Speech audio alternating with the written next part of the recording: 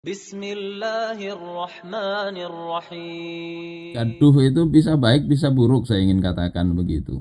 Jadi kalau dikatakan khilafah itu gaduh, ya bisa jadi betul juga gaduh karena ada yang pro ada yang kontra.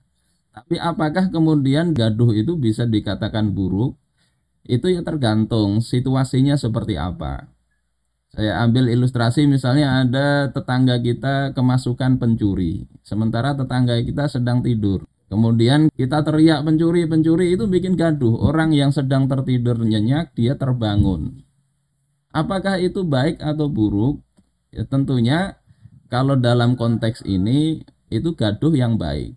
Justru akan menjadi jelek ketika ada pencuri kita diamkan, kita teruskan aja tidur supaya terjaga ketenangan dan ketertiban di RT itu, tidak ada yang rame-rame.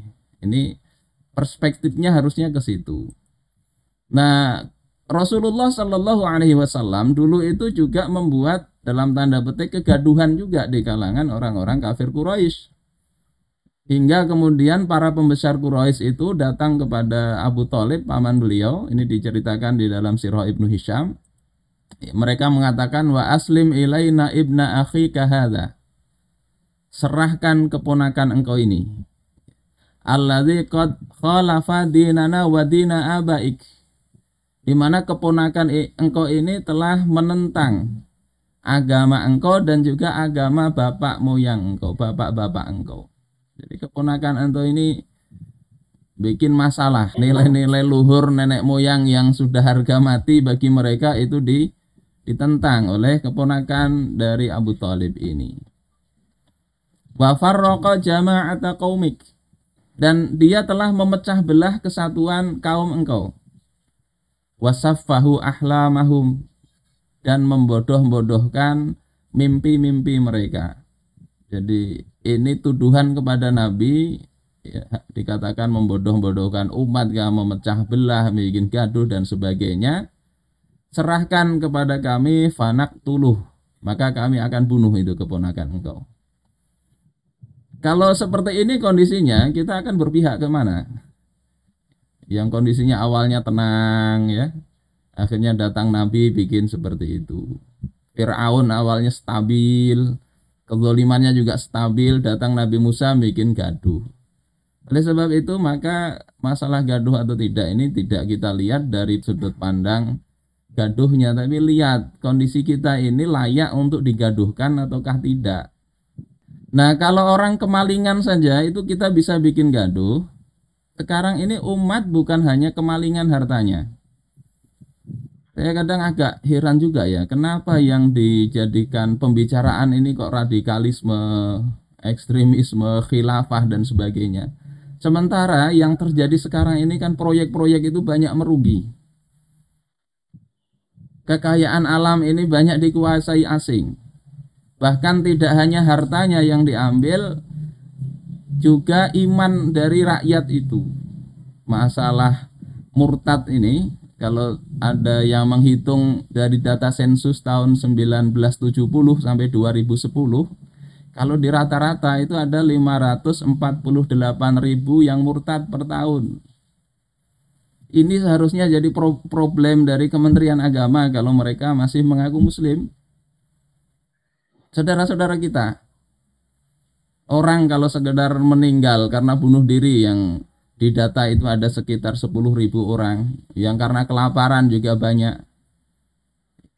Kalau meninggal seperti itu insya Allah di akhirat ya bisa jadi masih selamat. Tapi kalau murtad ini problem besar bagi kita semuanya. Jadi kondisinya ini sekarang kalau kita lihat dari sisi akidah dan syariat Islam, ini kondisinya genting. Hendaknya umat ini berjibaku untuk memperbaiki kondisi ini, bukan malah membuat narasi-narasi yang tidak menyentuh ke problem dasarnya. Nah, apa sebetulnya problem dasar ketika kemalangan ini terjadi? Kata Syekh Mustafa Sobri Afandi, beliau ini adalah Syekhul Islam pada masa kekhilafahan Turki Utsmani.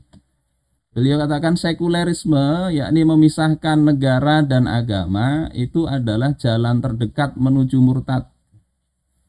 Dan sekarang datanya apa yang beliau katakan itu terrealisir. Bahkan bukan hanya kepada umat Islam ini ditujukan, ke agama-agama selain Islam juga begitu. Dunia ini menuju ke arah ateisme. Yang di Eropa ya, di Eropa ada penelitian di 12 negara di Eropa, itu kalangan milenial mereka, yakni yang berusia 16 sampai 29 tahun, itu di atas 70% mereka itu sudah mengaku tidak beragama. Jadi bukan hanya murtad, tapi bukan hanya murtad dari Kristen, dari Islam, bukan hanya itu, tapi mereka juga keluar dari agama Kristen di Eropa itu dan menjadi tidak beragama. Di Republik Ceko malah 91% itu yang ateis, generasi mudanya. Di Indonesia juga kalau mau diteliti ada, karena kita kalau lihat cari aja di internet itu ada grupnya ateis Indonesia itu menerima pendaftaran. Saya nggak tahu berapa orang anggotanya itu. Jadi sekulerisme ini memisahkan negara dengan agama, seolah-olah agama ini tadi urusan pribadi lah. Ketika bicara ini mau mengatur agama, mau menjadi pengatur dalam kehidupan bernegara, itu ditentang habis-habisan. Malu kita dengan tadi kata Profesor Bianto yang itu Pak Hadi Kusumo, pendiri salah satu tokoh Muhammadiyah yang ikut merumuskan Pancasila waktu itu. Beliau katakan kalau kita ini tidak rela diatur dengan aturan dari Allah yang Maha Suci, apakah kira-kira masyarakat itu akan rela diatur dengan aturan yang kotor yang muncul dari hawa nafsu manusia? Kita baca sejarah bagaimana penyusunan itu heroik perjuangan kaum muslimin, perjuangan ulama-ulama kaum muslimin.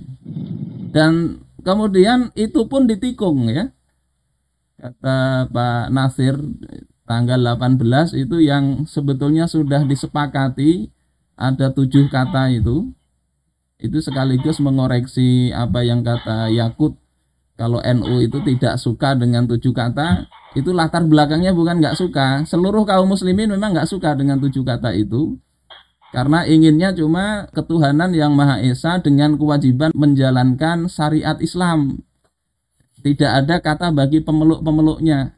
Itu semuanya kaum muslimin begitu.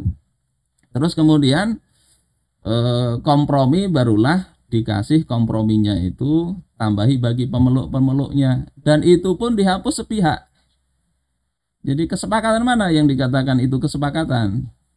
Kemudian sampai beliau menagih janji Presiden Soekarno yang kata Soekarno, ini kondisinya genting wahai Kanda, menceritakan ke Ki Bagus Hadi Kusumo, kondisinya genting, nanti kita atur lagi lah. Sampai beliau wafat nggak ada dibahas-bahas itu. Kemudian ada sidang konstituante yang kalau itu seandainya di voting itu menang kaum muslimin, tapi kemudian di-cut dengan Piagam Jakarta.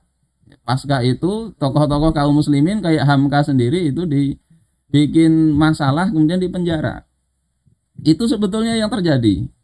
Sejarah harusnya kita baca secara objektif seperti itu.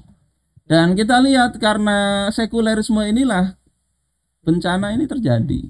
Sehingga sebetulnya yang bikin gaduh dalam artian negatif itu adalah ketika agama itu dipinggirkan dari kehidupan ini.